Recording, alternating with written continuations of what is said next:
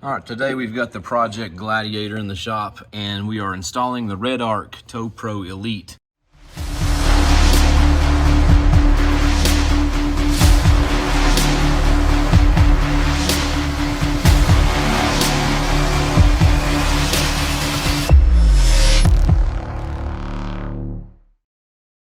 Brake controller. So here's the brake controller. We simply just pulled off this knee bolster here. It's just got some snap-in clips, so you just pull it off.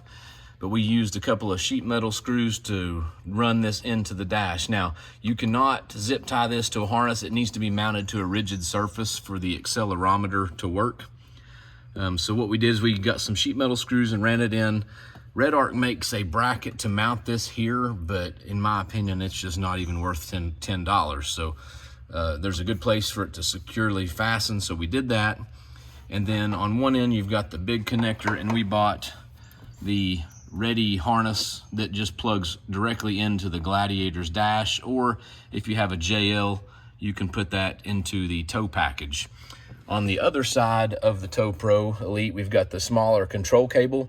We have that routed up into the dash, and then we have it coming out right here where this console and all that trim bezel was. We've got that mounted. So we're gonna go ahead and put our trim piece back on here, and then we're gonna look under the dash and see where to connect this harness.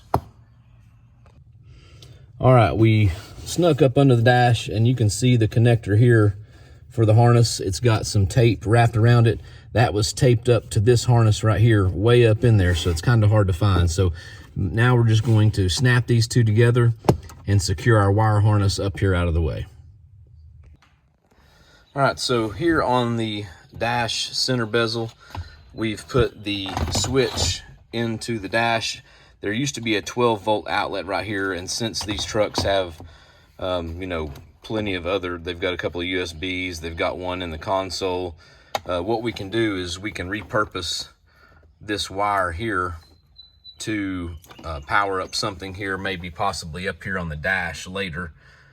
Maybe our something with our Redarc load manager or something like that, but we're going to keep that just tucked back away. And we've routed our harness to the remote head up here. It's kind of long, but we're just going to coil it up back here and take up the slack. But where we removed this thing here, the factory 12-volt plug, I couldn't tell you exactly how to get it off. I just had to pry the sides of it away and break it to get it out. But this is an optional bezel you can get from Redarc, and it actually keys into that factory area and just snaps right in place.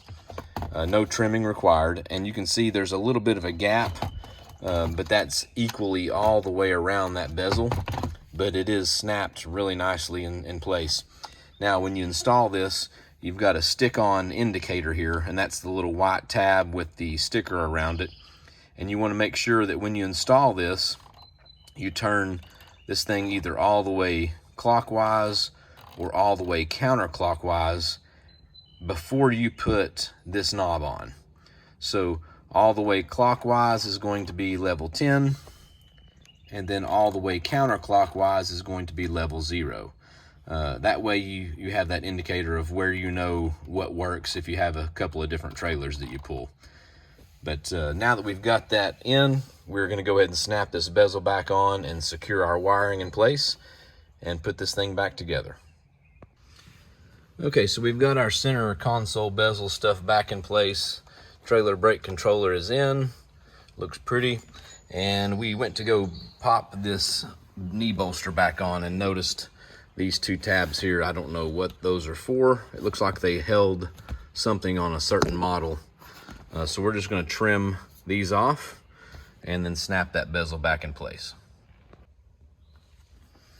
All right, so as you can see here, we've got this knee bolster and we trimmed off 1, 2, 3 pieces there. So now we're just going to put that back in place,